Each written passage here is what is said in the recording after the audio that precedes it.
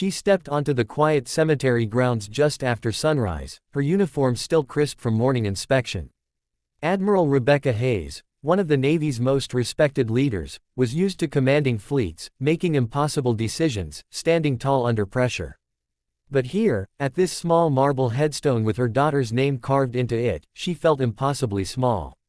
She had come alone. She always came alone. But this time, something was different.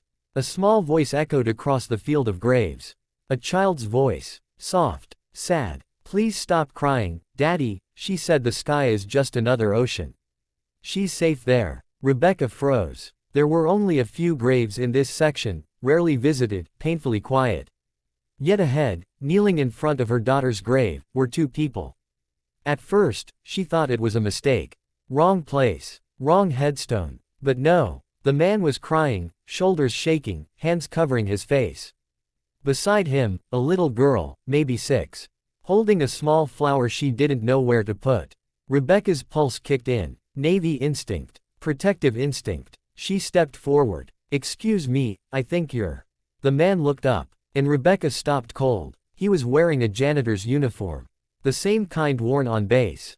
She recognized it immediately. His eyes were red, exhausted, and yet, familiar. "I'm sorry," he whispered, voice cracked.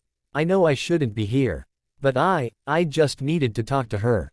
The child tugged his sleeve. "Daddy, is she mad?" He shook his head and kissed her hair. "No, honey, she was never mad." Rebecca looked at the grave. Her daughter's name. Gov. Lieutenant Governor Sarah Hayes. A photo pinned beside it. Young, bright eyes. A smile that could break darkness in half. "You knew her," Rebecca said. He nodded, slowly, like it hurt to move. "She saved my life," he whispered. "Twice." He took a breath. Once in the Navy. Once after. Rebecca felt her knees weaken. "Who are you?" she asked, not as an admiral, but as a mother. "Daniel Cole," he said. "USS Whitaker. I was a mechanic. And, a single dad." The little girl tugged his hand again. "I made this for her," she said shyly, holding up a drawing. Crayon oceans. A smiling woman in uniform. A hand holding a child's. Rebecca's throat closed. Daniel continued, voice trembling.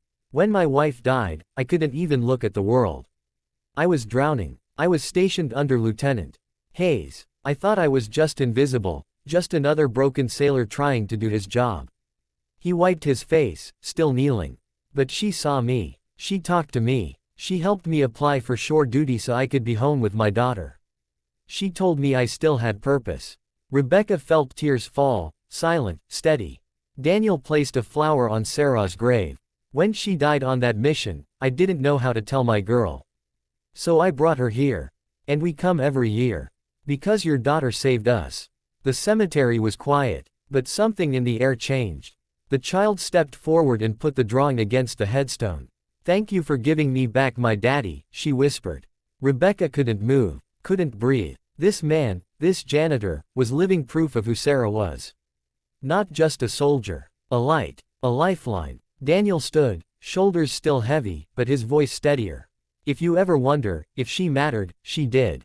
Rebecca closed her eyes. Then she did something she hadn't done in years. She knelt beside her daughter's grave, next to the janitor, next to the little girl, and let herself cry.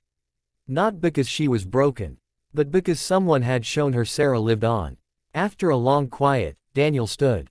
"I know I'm just a janitor now," he said softly, "but if you ever need anything, even just someone to talk to her with, we'll come." Rebecca looked up at him, really. Looked. "You're not just anything," she said. "You're someone my daughter believed in. That's enough." The little girl reached out and took Rebecca's hand. "Do you want to sit with us next time?" she asked. Rebecca smiled, for the first time in months, and squeezed her hand back.